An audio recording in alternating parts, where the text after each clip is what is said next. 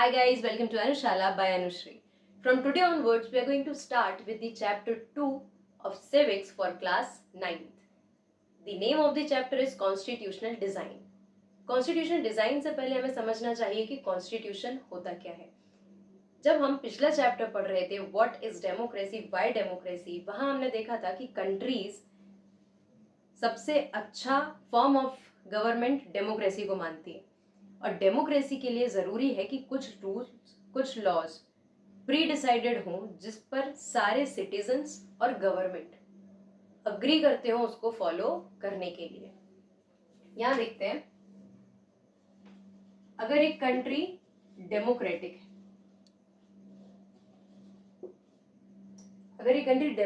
है, तो वो प्री डिसाइडेड रूल्स पर चलेगी.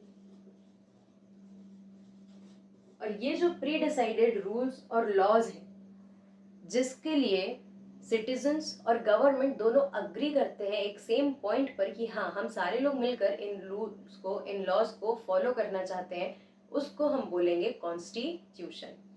इन another word we can say that constitution is the supreme law of the land. Supreme law का मतलब क्या है?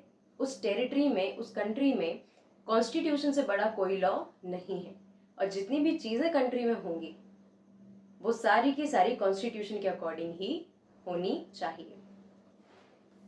कंट्रीज जो डेमोक्रेटिक हैं वो चाहती हैं कि कॉन्स्टिट्यूशन बना हो. कॉन्स्टिट्यूशन के होने से गवर्नमेंट को क्या फायदा है? गवर्नमेंट के जितने भी पावर्स हैं, जितने भी फंक्शंस हैं, वो सब उसमें लिखे हुए हैं. अगर कॉन्स्टिट्यूशन रिटन है तो कॉन्स्टिट्यूशन रिटन भी हो सकता है और अनरिटन भी हो सकता है. जरूरी नहीं है कि सारी कंट्रीज कॉन्स्टिट्यूशन को लिख कर रखें. जिन कंट्रीज में कॉन्स्टिट्यूशन रिटन है वहां पर फायदा क्या है? गवर्नमेंट को फायदा है कि उनके जितने भी पावर्स हैं, जितने भी फंक्शंस हैं, वो सब रिटन हैं, लिखे हुए हैं. मतलब उनके पास कितनी अथॉरिटी है, उनके पास कितने पावर्स हैं, ये सब कुछ लिखा हुआ है and they can exercise those powers and functions. Citizens को क्या फायदा है कॉन्स्टिट्यूशन लिखे होने से? कि सिटीजन्स के राइट्स उसमें लिखे हुए हैं, गवर्नमेंट के पावर्स पर जो लिमिटेशन लगी है वो भी उसमें लिखी हुई है और कंट्री में कोई भी अपनी मनमानी नहीं कर सकता. Why? Because there is a document which is known as the supreme law of the land. कोई भी अगर मनमानी करता है जो कि कॉन्स्टिट्यूशन के अगेंस्ट जाती है तो वहां पर उस चीज को रोकने के लिए कॉन्स्टिट्यूशन बाध्य करेगा. अब देखते हैं कॉन्स्टिट्यूशन डिजाइन मतलब चैप्टर क्या बताना चाह रहे हैं कि कॉन्स्टिट्यूशन बनता कैसे, या जब कॉन्स्टिट्यूशंस बने होंगे इनिशियली तो क्या प्रोसीजर उनकी रही होगी. लाइकवाइज हमने पिछले चैप्टर में देखा था कि हमें सिविक्स के कंसेप्ट, पॉलिटिकल साइंस के कंसेप्ट कैसे समझाए गए हैं using case studies of various countries. इस चैप्टर में भी केस स्टडी है और यहाँ पर we are going to study about South Africa. South Africa is a country in the continent Africa. हमने देखे थे 7 कॉन्टिनेंट्स, उनमें से एक कॉन्टिनेंट है अफ्रीका जिसकी सदर्न मोस्ट कंट्री का नाम है साउथ अफ्रीका. साउथ अफ्रीका जिसकी कैपिटल जोहानिसबर्ग है, यहाँ पर एक डिस्क्रिमिनेशन चल रहा था जिसका नाम था अपार्थाइड. और इसी डिस्क्रिमिनेशन को खत्म करने के लिए एक लीडर सामने आते हैं जिनका नाम है नेल्सन मंडेला. अगर आपने सिविक्स पहले नहीं भी पढ़ी है तो भी आपने नेल्सन मंडेला का नाम कहीं ना कहीं तो सुना होगा. वर्ल्ड लीडरशिप में इनका नाम काफी फेमस है. अपार्थाइड क्या है? It is a kind of discrimination on the basis of skin colour. अब डिस्क्रिमिनेशन हो रहा है इसका मतलब क्या है कि एक सेक्शन ऑफ सोसाइटी अपने आप को बाकी लोगों से सुपीरियर मान रहा होगा. वो सेक्शन ऑफ सोसाइटी कौन था यहाँ पर? ब्रिटिशर्स, या जिनको हम यूरोपियंस कह दें तो ज्यादा सही है. 17th और 18th सेंचुरी में क्या होता है, यूरोपियंस जो होते हैं ये अफ्रीका में बहुत सारी कॉलोनीज बनाते हैं जिनमें से एक होती है साउथ अफ्रीका. कॉलोनी क्या है? यूरोपियंस को सबसे पहले ये चीज समझ में आती है कि हमारे पास एग्रीकल्चर करने के ज्यादा रिसोर्सेज नहीं है, लेकिन अगर हमें प्रॉफिट अर्न करना है, अगर हमें अपनी कंट्री को डेवलप करना है तो हम एग्रीकल्चर से हटके, प्रोडक्शन से हटके हम मैन्युफैक्चरिंग कर सकते हैं. मैन्युफैक्चरिंग कर सकने के लिए क्या जरूरी था? इंडस्ट्रीज बनाना, फैक्ट्रीज बनाना. इंडस्ट्रीज फैक्ट्रीज बना सकते थे लेकिन उसमें भी किसी चीज़ को मैन्युफैक्चर करने के लिए ज़रूरत पड़ेगी रॉ मटेरियल्स की। ये थोड़ा सा डिटेल्ड कंसेप्ट है, अगर आप इसको और अच्छे से समझना चाहते हैं तो I will be providing the link in the description, जिसमें आप किस तरीके से फैक्ट्रीज में, इंडस्ट्रीज में प्रोडक्शन होता है वो देख सकते हैं। Coming back to this, Europeans को समझ में आया कि हमें इंडस्ट्रीज पर ज़्यादा ध्यान देना पड़ेगा, but still they need some raw materials. और रॉ मटेरियल्स कहाँ से आएगा? अगर प्रोडक्शन नहीं कर सकते तो दूसरी कंट्री से रॉ मटेरियल लेंगे, और दूसरी कंट्री से रॉ मटेरियल लेने के लिए इन्होंने कंसेप्ट निकाला जिसका नाम था कॉलोनाइजेशन। कॉलोनाइजेशन में क्या करते थे? दूसरी कंट्रीज को जाकर अपनी कॉलोनी बनाते थे और वहां से रॉ मटेरियल्स को लेते थे, और धीरे धीरे करके वहां पर भी अपना ट्रेड स्टैब्लिश करने की कोशिश करते थे। नाउ यहाँ पर कॉलोनाइजेशन ये इकोनॉमी से रिलेटेड है, ठीक है, लेकिन यहाँ पर एक सोशल एस्पेक्ट भी आ जाता है। जब यूरोपियंस जो होते हैं, they started consider themselves superior than others, और इनका अपने आप को सुपीरियर समझने का क्या बेसिस था? Skin colour. मतलब यूरोपियंस जो हैं, because they are living in the northern latitudes, तो वहां पर क्या है, टेम्परेचर कम है और बहुत ज्यादा सनलाइट नहीं मिल रही, जिसके कारण क्या हो रहा है, उनका जो स्किन कलर है दैट इज फेयर। लेकिन जैसे ट्रॉपिकल कंट्रीज हैं या फिर जो इक्वेटोरियल कंट्रीज है, India as a country and Africa as a continent, है ना, ये जो जगह है, ये जो प्लेसेस हैं, यहाँ पर सनलाइट ज़्यादा अमाउंट में मिलती है, स्पेशली इन इक्वेटोरियल कंट्रीज जैसे कि अफ्रीका। बहुत ज़्यादा अमाउंट में सनलाइट मिलने के कारण वहाँ के जो लोग हैं, जो नेटिव्स हैं, उनका जो स्किन कलर है वो डार्क हो जाता है। अब ये क्यों होता है? इसके पीछे है आपका बायोलॉजिकल साइंस। आपकी एपिडर्मिस यानी जो स्किन लेयर होती है, इसके अंदर एक सब्सटेंस होता है जिसका नाम होता है मेलेनिन, और मेलेनिन डिसाइड करता है आपका skin tone on the basis of the amount of heat और टेम्परेचर। ठीक है, अफ्रीकन्स का स्किन कलर इतना डार्क क्यों है? क्योंकि उनका मेलेनिन उनको बहुत ज़्यादा हीट वेव से, बहुत ज़्यादा टेम्परेचर से प्रोटेक्ट करने की कोशिश करता है, और इसी कारण उनकी स्किन टोन को डार्क कर देता है। लेकिन यहाँ पर जो यूरोपियंस हैं, इनको ये लगता है कि just because we are fairer than the other peoples, तो हम सुपीरियर हैं, and because they are darker, जो अफ्रीकन्स हैं वो हमसे बहुत ज़्यादा इंफीरियर है। और यहाँ पर ये अपार्थीड का सिस्टम शुरू कर देते हैं। अपार्थीड कुछ भी नहीं है, बस it is a kind of racial discrimination on the basis of skin colour. Apartheid जब साउथ अफ्रीका में शुरू करते हैं यूरोपियंस, तो यहाँ की सोसाइटी 3 पार्ट्स में डिवाइड हो जाती है, 3 सोशल ग्रुप्स में डिवाइड हो जाती है। सबसे पहले होते हैं वाइट्स, जो कि यूरोपियंस होंगे, देन ब्लैक्स जो होंगे अफ्रीकन्स, या जिनको हम नेटिव्स कह दें।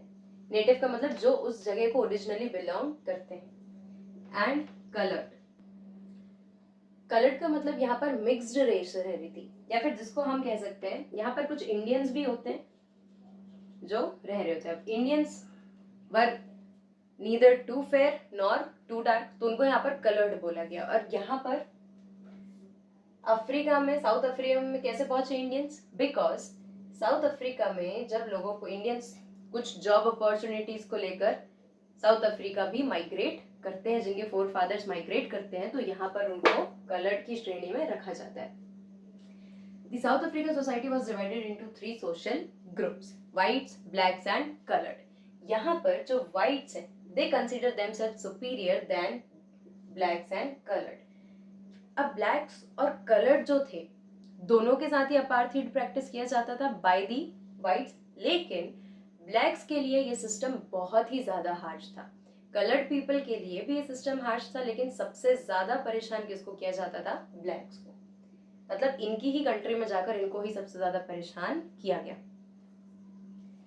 अब यहाँ पर अपार्थीड के चलते एक और कंसेप्ट आ जाता है, सेग्रीगेशन।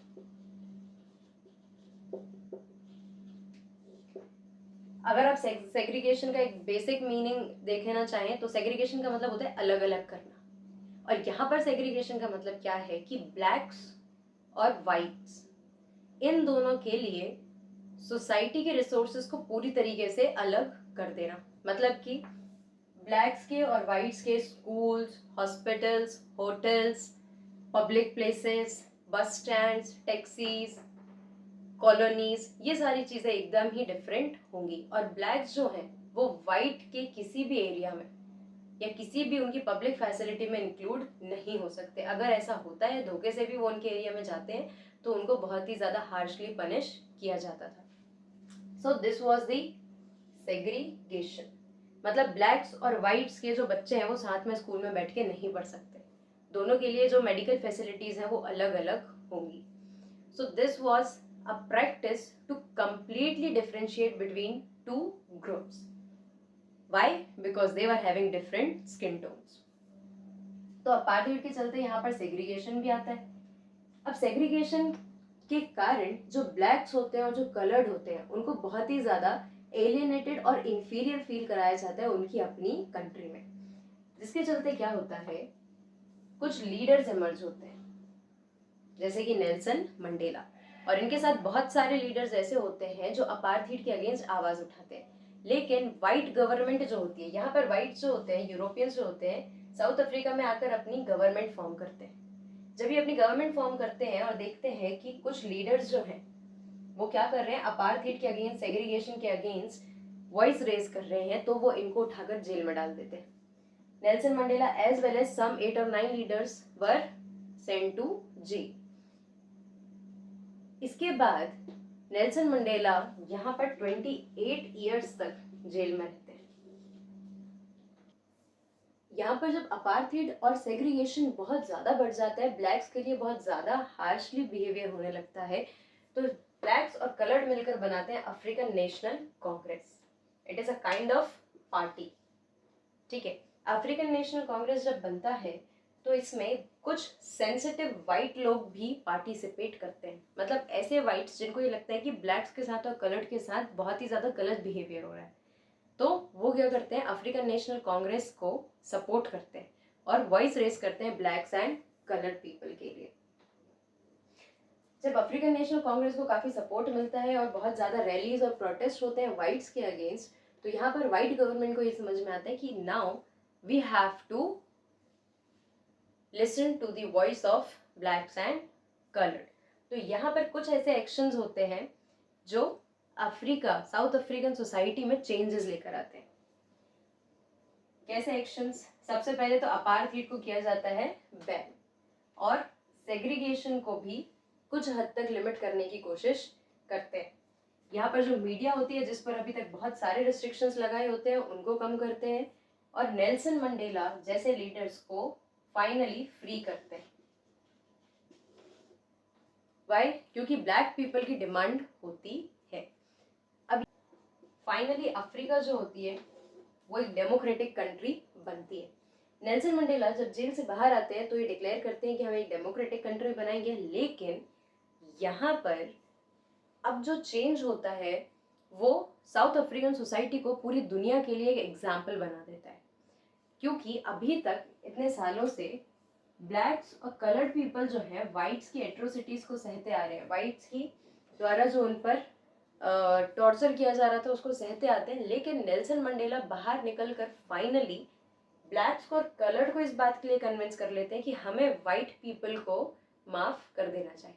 मतलब उन्होंने हमारे साथ जो कुछ भी किया हमें उसको भूल कर एक मल्टी रेशियल गवर्नमेंट बनानी चाहिए जिसमें ब्लैक्स भी होंगे, वाइट्स भी होंगे और कलर्ड भी होंगे, ताकि हम हर सेक्शन ऑफ सोसाइटी के लिए एक फेयर एनवायरनमेंट का क्रिएशन कर सके। और नेल्सन मंडेला लोगों को अग्री इस चीज के लिए कर लेते हैं। ब्लैक्स और कलर्ड जो होते हैं वो वाइट्स को फॉरगिव कर देते हैं उनकी सारी गलतियों के लिए, और फिर सब मिलकर एक गवर्नमेंट बनाने की कोशिश करते हैं जिसमें सबका रिप्रेजेंटेशन रहेगा। सुनने में जितना इजी लग रहा है उतना इजी होगा नहीं, ऑब्वियसली। क्यों? क्योंकि बहुत सालों तक इन्होंने जो अपार्थाइड की और सेग्रीगेशन की प्रैक्टिसेस ब्लैक्स और कलर्ड के साथ की हैं उससे उभर पाना ब्लैक्स और कलर्ड के लिए थोड़ा सा डिफिकल्ट था। Plus they did not have that trust कि वाइट्स जो है वो दोबारा से अगर पावर लेते हैं, अगर उनको थोड़ी बहुत भी हम पावर देते हैं तो वो उसका मिसयूज करके दोबारा हमारे साथ ऐसे अपार्थीड और सेग्रीगेशन नहीं करेंगे, इसकी कोई गारंटी नहीं है। और वाइट्स को भी क्या डर था, क्योंकि ब्लैक्स जो थे और इनके साथ कलर्ड जो थे ये हमेशा इनके साथ थे, तो वाइट्स को ये लगता था कि because blacks and coloured are in majority, तो अगर इनके हाथ में पावर चली गई, अगर एक डेमोक्रेटिक गवर्नमेंट यहाँ पर बना ली, तो वाइट्स के साथ अब दोबारा से वैसे बिहेव होगा जैसे उन्होंने ब्लैक्स और कलर के साथ किया, है ना। मतलब उनको एक माइनॉरिटी बना के छोड़ दिया जाएगा, जिसके कारण उन पर हार्श एक्शंस लिए जा सकते हैं और उनके जितने भी प्रिविलेजेस और राइट्स थे, जितनी उनकी प्रॉपर्टी थी, वो सब वहां से छीनी जा सकती है। तो दोनों के मन में कहीं ना कहीं डाउट्स थे, whites as well as blacks. इसलिए यहाँ पर एक कंक्लूजन पर पहुंचा जाता है कि हम रूल्स को लिखते हैं, जो चीज़ें हमने डिसाइड की हैं हम उनको लिख लेते हैं, ताकि ना ब्लैक्स और ना ही वाइट्स कोई भी अपनी लिमिट को क्रॉस करके दूसरे के लिए प्रॉब्लम्स को क्रिएट कर पाए। तो यहाँ पर क्या होता है, ब्लैक्स और वाइट्स प्लस कलर्ड, इनके बीच में एक एग्रीमेंट होता है। ब्लैक्स बोलते हैं कि that because we are in majority so we will be forming a democratic government, और वाइट्स ये बोलते हैं कि ठीक है आप गवर्नमेंट फॉर्म कर रहे हो, इट इज ओके, लेकिन हमारे जो प्रिविलेजेस हैं और जो हमारे राइट्स हैं, मतलब हमने अभी तक जितनी प्रॉपर्टी बनाई है या जो हमारे राइट्स हैं, उनको हमसे नहीं छीना जाएगा, वो जैसे हैं उनको वैसे रहने दो और आप गवर्नमेंट बना लो, हमें कोई प्रॉब्लम नहीं। तो दोनों ही एक दूसरे के पॉइंट्स को एग्री करते हैं और इस तरीके से मल्टी रेशियल गवर्नमेंट कहाँ पर फॉर्म होती है, साउथ अफ्रीका में। और साउथ अफ्रीका में जो गवर्नमेंट फॉर्म होती है वो पूरी दुनिया के लिए एक नया एग्जाम्पल बनती है कि किस तरीके से मल्टीरेशियल गवर्नमेंट भी पॉसिबल है, that to from a democratic way. Black people को यहाँ पर चाहिए थी equality, political, economic as well as social, और वाइट्स को क्या था कि उनके राइट्स और उनके प्रिविलेजेस को कॉम्प्रोमाइज ना किया जाए। दोनों एक दूसरे के पॉइंट्स को अग्री करते हैं and it takes 2 years to complete the constitution of South Africa and finally यहाँ पर जो साउथ अफ्रीकन कंट्री का कॉन्स्टिट्यूशन बनता है, ये पूरी दुनिया के लिए एक एग्जाम्पल होता है कि कैसे मल्टी रेशियल गवर्नमेंट्स बन सकती हैं इन अ डेमोक्रेटिक वे, और किस तरीके से ब्लैक्स जो हैं वो यहाँ पर अपनी कंट्री में एक मेजॉरिटी गवर्नमेंट फॉर्म करते हैं, लेकिन वाइट्स को भी वहाँ पर रहने का मौका देते हैं इतनी सारी एट्रोसिटीज को सहने के बाद। तो ये फॉरगिवनेस का भी एक बहुत बड़ा एग्जाम्पल पूरे वर्ल्ड के लिए होता है। साउथ अफ्रीका का जब कॉन्स्टिट्यूशन बनता है तो वो दुनिया का पहला कॉन्स्टिट्यूशन नहीं होता, मतलब उससे पहले भी कई सारे कॉन्स्टिट्यूशन को लिखा जा चुका था, लेकिन अब हम यहाँ समझेंगे कि कॉन्स्टिट्यूशन में बेसिकली लिखते क्या है, कौन से रूल्स, कौन से लॉज, है ना। अभी तक हम सिर्फ ये बोल रहे हैं supreme law of the land, लेकिन कौन से लॉ, कौन से रूल्स।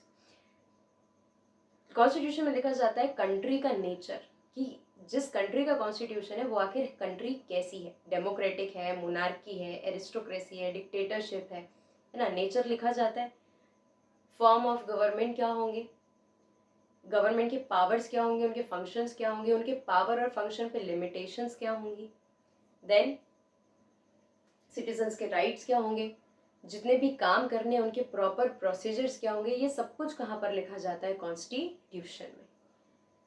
और कॉन्स्टिट्यूशन को जब अपनाया जाता है, जब अडॉप्ट किया जाता है, तो ये मेक श्योर किया जाता है कि सारे सिटीजन्स और गवर्नमेंट के सारे मेंबर्स उसको फुल्ली एक्सेप्ट करें, ताकि बार बार कॉन्स्टिट्यूशन में अपने प्रॉफिट के लिए अमेंडमेंट ना किए जाए। कॉन्स्टिट्यूशन में अमेंडमेंट या फिर चेंजेस तभी किए जाने चाहिए जब वो एक लार्जर सेक्शन ऑफ सोसाइटी के लिए सही हो। अब यहाँ पे 2 साल का समय लेके कॉन्स्टिट्यूशन तो बना लेते हैं, लेकिन कॉन्स्टिट्यूशन में लिखेंगे क्या। हमने देखा constitution is the supreme law of the land, और उसमें कुछ ऐसे रूल्स हैं जिसको people as well as government दोनों फुल्ली एक्सेप्ट करके उसको फॉलो करेंगे। Constitution basically tells us about the nature of the country, form of the government, फिर गवर्नमेंट के पावर्स और फंक्शंस क्या होंगे, उनके पावर्स और फंक्शंस पे लिमिटेशंस क्या होंगे, सिटीजन्स के राइट्स क्या होंगे, सिटीजन्स कैसी सोसाइटी क्रिएट करना चाहते हैं, ये लिखा होता है आपके कॉन्स्टिट्यूशन में। इसके बाद लोगों के एस्पिरेशंस क्या हैं, उनको इक्वालिटी चाहिए, उनको जस्टिस चाहिए, उनको लिबर्टी चाहिए, ये सब कुछ लिखा होगा आपके कॉन्स्टिट्यूशन में। This is about the south African society. ये हमने केस स्टडी करी, हमने देखा कि कॉन्स्टिट्यूशन में क्या लिखा है और किस तरीके से उसको फॉलो करना ज़रूरी है। नेक्स्ट लेक्चर में हम देखेंगे कि इंडिया का कॉन्स्टिट्यूशन कैसे बना। आई होप हमने इस लेक्चर में जितनी भी चीज़ें पढ़ी वो आपको क्लियर होंगी। And if you have any doubt do ask me in the comment section and don't forget to like, comment, share and subscribe. Thank you.